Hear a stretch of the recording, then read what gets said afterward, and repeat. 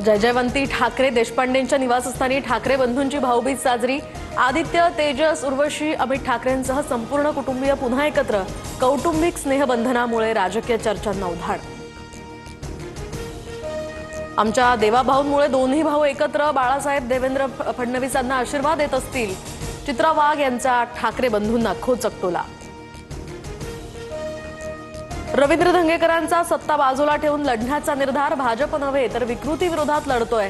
धंगेकरांचा मुरलीधर मोहोळ यांच्यावर निशाणा। एक्सवरील शिवसेनेचा फोटोही काढला। एक माणूस पुण्याच्या राजकीय संस्कृतीची वाट लावतोय। माझ्यावर व्यक्तिगत आरोप सुरू, पुरावे द्यावेत। जैन बोर्डिंग प्रकरणामध्ये मुरलीधर मोहोळ यांनी धंगेकरांचा आरोप फेटाळला। धंगेकर फक्त मोहरा, धंगेकरांचे बोलविते धनी सरकारमध्येच बसलेत। संजय राऊतांचं वक्तव्य तर मोहोळ विरुद्ध भाजपतील एका गटात संघर्ष सुरू, राऊतांचा दावा। भाजपमध्ये नाही तर भांडूप आणि मातोश्रीतच वाद सुरू।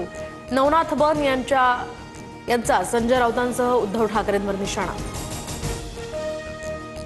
मुरलीधर मोहोळ केंद्र राज्य सरकारच्या सत्तेचा वापर करतायत। धंगेकरांनी केलेल्या आरोपांची चौकशी करा। जैन बोर्डिंग प्रकरणाच्या वादामध्ये आता अंबादास दानवेंची हिवडी।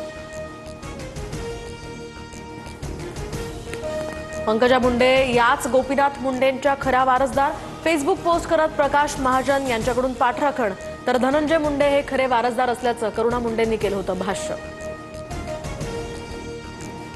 मुंबई महापालिकेची निवडणूक भाजप, शिवसेना आणि राष्ट्रवादी एकत्र लढणार। ठाण्यामध्ये भाजपसोबत युती करायची की नाही हे सर्वाधिकार शिंदेंना, तर पुणे पिंपरीमध्ये भाजपकडून स्वबळाचा मारा। आम्हाला तर काँग्रेसचा पंतप्रधान करायचा होता। मुंबईत स्वबळावर लढण्याच्या भाई जगतापांच्या भूमिकेवर राऊतांचा टोला।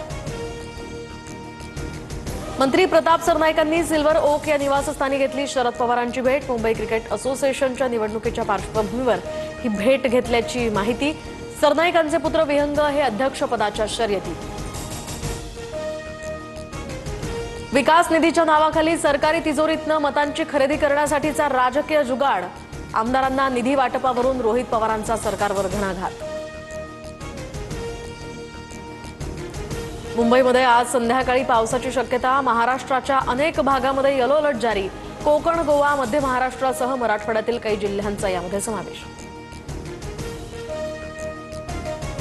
धुळे शिरपूरमध्ये भेसळयुक्त दुधाचा एक व्हिडिओ व्हायरल। दूध उकळल्यानंतर रबरासारखं झाल्याचं व्हिडिओतनं समोर। विक्रेत्यावर कारवाई करण्याची नागरिकांची मागणी।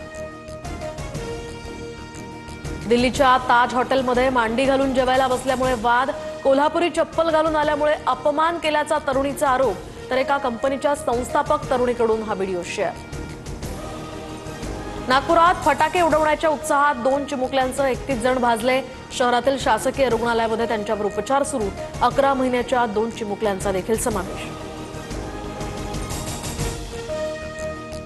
तर पंतप्रधान मोदी आज कार्यकर्त्यांसोबत संवाद साधणार। बिहार विधानसभा निवडणुकीच्या पार्श्वभूमीवर मेरा बूथ सबसे मजबूत या कार्यक्रमामध्ये मोदींचं संबोधन। एनडीएच्या विजयाचा कानमंत्र देणार। तर अमरावतीच्या मोर्शीमधील विष्णोरात गोठ्याला भीषण आग। आगीमध्ये 17 जनावरांचा होरपळून मृत्यू। शेतकऱ्यांचं लाखो रुपयांचं नुकसान। क्रॉस बॉर्डरवर भारताचा दबदबा वाढणार। भारतीय सैन्यात 20 भैरव बटालियन सज्ज होणार। जलद आणि प्राणघातक कारवाईसाठी स्थापना। चीन आणि पाकिस्तान सीमेवर जलद ऑपरेशन करण्यासाठी मदत।